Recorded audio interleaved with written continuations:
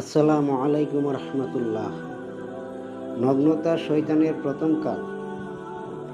মানুষের উপরের শয়তানের প্রথম হামলা ছিল তার দেহ থেকে কাপড় খসিয়ে তাকে উলঙ্গ করে দেওয়া। আজও পৃথিবীতে শয়তানের পাদক অনুসারী ও ইবলিশের শিখণ্ডদের প্রথম কাজ হলো তথাকথিত ক্ষমতায়ন ও লিঙ্গ সমতার নামে নারীকে উলঙ্গ করে ঘরের বাইরে আনা ও তার সৌন্দর্য উপভোগ করা। অথচ পৃথিবীর বিগত সভ্যতাগুলি ধ্বংস হয়েছিল মূলত নারী ও মদের সহজলভ্যতার কারণে।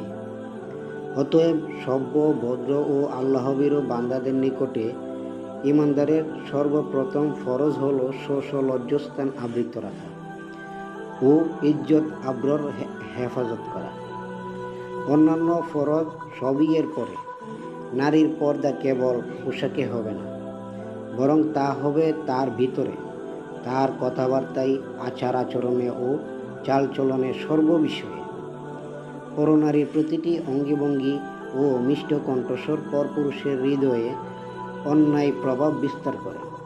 অতএব লজ্জাশীলতাই মুমিন নরনারীর অঙ্গভূষণ ও পারস্পরিক নিরাপত্তার গ্যারান্টি। নারী ও পুরুষ প্রত্যেকে একে অপরের থেকে স্ব দৃষ্টিকে অবনত রাখবে এবং পরস্পরের সার্বিক পর্দা বজায় রেখে কেবলমাত্র প্রয়োজনীয় কথাটুকু স্বাভাবিকভাবে সংক্ষেপে বলবে। নারী ও পুরুষ প্রত্যেকে নিজ নিজ শাস্ত্র ও পর্দা বজায় রেখে স্ব কর্মস্থলেও পরিধির মধ্যে স্বাধীনভাবে কাজ করবে এবং সংসার ও সমাজের কল্যাণে সাধ্যমতো অবদান রাখবে।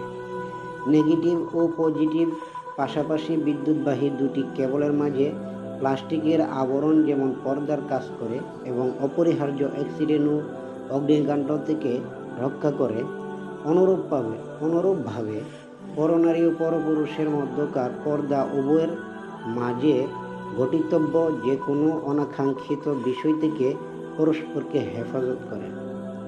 অতএব শয়তানের প্রচারণায় জান্নাতের পবিত্র পরিবেশে আদি পিতামাতার জীবনে ঘটিত উক্ত অনিচ্ছাকৃত দুর্ঘটনা থেকে দুনিয়ার এই প্রবৃত পরিবেশে বসবাসরত মানব জাতিকে আরও বেশি সতর্ক ও সাবধান থাকা উচিত।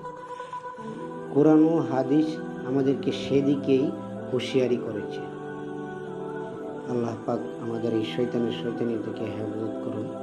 আমিন।